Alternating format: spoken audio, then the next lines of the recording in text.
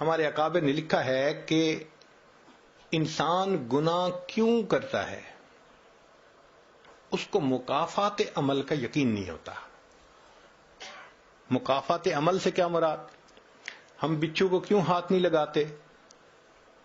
پتہ ہوتا ہے کہ یہ ڈنک لگائے گا، اس لیے دور ہٹتے ہیں۔ سانپ کو کیوں ہاتھ میں نہیں پکڑتے؟ یقین ہوتا ہے یہ ڈسے گا، موت آ جائے گی۔ بجلی کی تار کو کیوں نہیں ہاتھ لگاتے؟ بھئی جھٹکا لگے گا، انسان مر جائے گا۔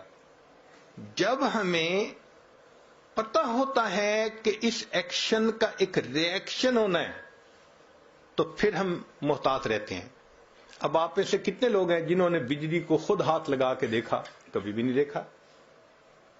بس صرف کسی کو بات سنی، مثال سنی اور عبرت پکڑ لی کہ مجھے نہیں ہاتھ لگانا۔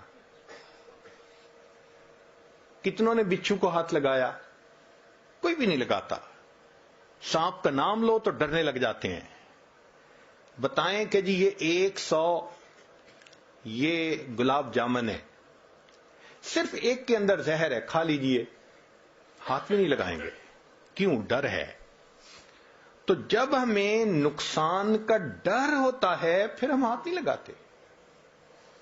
یہ دیکھیں اتنے بڑے بڑے شاپنگ مال ہوتے ہیں، وہاں کیمرہ سسٹم لگا ہوتا ہے۔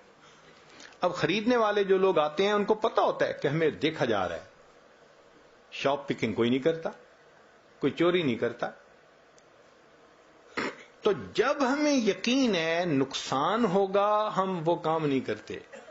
جب یقین ہے کہ ہمیں پکڑ لیا جائے گا ہم وہ کام نہیں کرتے۔ جب یہ یقین ذہن سے نکل جاتا ہے کہ اللہ ہمیں دیکھ رہا ہے، جب یقین ذہن سے نکل جاتا ہے کہ گناہ کا وبال آئے گا، پھر ہم بے دڑ ہو کر کے گناہ کر رہے ہوتے ہیں، احساس ہی نہیں ہوتا۔ اب سوچئے، حدیث مبارکہ ہے، تم اگر دوسروں کی بیویوں کے ساتھ پرہیزگاری کا معاملہ کرو گے، لوگ تمہاری عورتوں کے ساتھ پرہیزگاری کا معاملہ کریں گے۔ حدیث مبارکہ ہے۔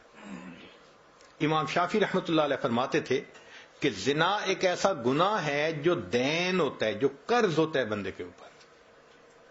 چنانچہ اگر کسی نوجوان نے گناہ کیا تو یہ نہیں کہ گناہ کر لیا، اب اس گناہ کو چکانا ہے اس کے گھر کی کسی عورت نے، یا بیوی چکائے گی، یا بہن چکائے گی، یا بیٹی چکائے گی۔ علماء نے لکھا ہے کہ اس بندے کی گھر کی عورت کے ساتھ ضرور زنا کیا جائے گا، اور نہیں تو گھر کی دیواروں سے زنا کیا جائے گا۔ ہم کیا سمجھتے ہیں کہ ہم ہی دوسروں کی شکلیں دیکھ رہے ہوتے ہیں، ہمارے گھر کی عورتوں کی طرف دوسروں کی نظریں نہیں اٹھ سکتی؟ یہ اللہ کا بنا ہوا ایک نظام ہے۔